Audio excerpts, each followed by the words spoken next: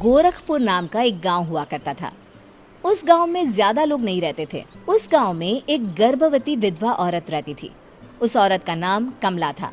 कमला अपने घर में अकेली रहती थी। उसके पति की सारी जायदाद उसके नाम हो गई थी, पर सभी गांव वाले उस औरत को मनहूस औरत समझा करते थे और सभी उससे नफरत किया करते थे।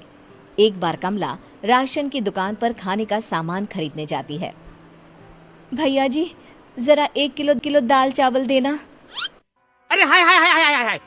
अरे मनहूस औरत, मेरी दुकान में अपशुगन करवाने आ गई क्या? हैं? चल जा यहाँ से, मैं कुछ नहीं देने वाला हूँ तुझे। भाग भाग यहाँ से, चल जा निकल। भैया जी, ऐसा मत कहिए, मैं गर्भवती हूँ, मुझे खाने की बहुत जरूरत है, मुझे खाना दे दीजिए। दुकानदार कमला को वहाँ से धक्के मारकर भगा देता है। तभी कमला रोते रोते उस गांव के किन्नरों के इलाके में आ जाती है। गांव वाले किन्नरों को उसी इलाके में रखा करते थे, क्योंकि वो लोग किन्नरों को पसंद नहीं करते थे और उनके इलाके में रहने से मना करते थे। तो किन्नरों ने उसी गांव में अपना एक इलाका बना लिया था।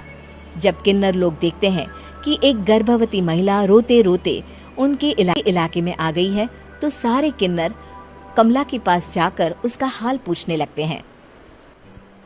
क्या हुआ बहन, तुम्हारी गर्भवती अवस्था में इतनी बुरी हालत कैसे?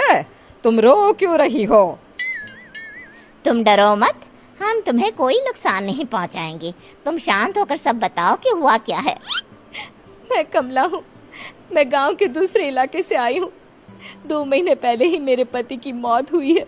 मुझे गांव के लोग मनहूस मानते हैं, क्योंकि मैं विधवा हूँ और गर्भवती भी। वहाँ के लोग मुझे खाने के लिए कुछ बेचने के लिए भी तैयार नहीं, जिससे मेरा गुजारा नहीं हो रहा था। कोई बात नहीं कमला, हम तुम्हारा ख्याल रखेंगे। किन्नर लोग कमला को एक खाली घर में रहने के लिए जगह दे देते हैं और उसकी देखभाल भी करते हैं। कुछ ही महीने बाद कमला अपने बच्चे को जन्म देती है, पर अफसोस, कमला बच्चे को जन्म देते ही अपनी जान गंवा देती है। जब सब किन्नर बच्चे को देखते हैं तो बहुत खुश हो जाते हैं, क्योंकि वो बच्चा भी किन्नर ही था। कमला ने एक किन्नर बच्चे को जन्म दिया था। अब इस बच्चे की देखभाल कौन करेगा? हम तो इस बच्चे को गांव के दूसरे इलाके में भी नहीं भेज सकते। और तो क्या हुआ, इस बच्चे की माँ नहीं रही तो हम इसे पालेंगे। अब ये हमारे इलाके में रहेगा, हमारे साथ रहेगा। फिर वो किन्नर उस किन्नर बच्चे को गोद ले लेते हैं, उसका नामकरण कराते हैं। उस किन्नर बच्चे का नाम शक्ति रखा जाता है। देखते ही देखते शक्ति बड़ी होने लगती है। उसके रंग रूप बहुत सुंदर थे। वो बहुत सुंदर किन्नर दिखती है। एक दिन शक्ति एक किन्नर से पूछती है, माँ जी सुनिए ना, ये गांव के दूसरे इलाके में भी तो लोग रहते हैं, तो हम वहाँ क्यों नहीं जाते? हम उनसे अलग क्यों रहते हैं?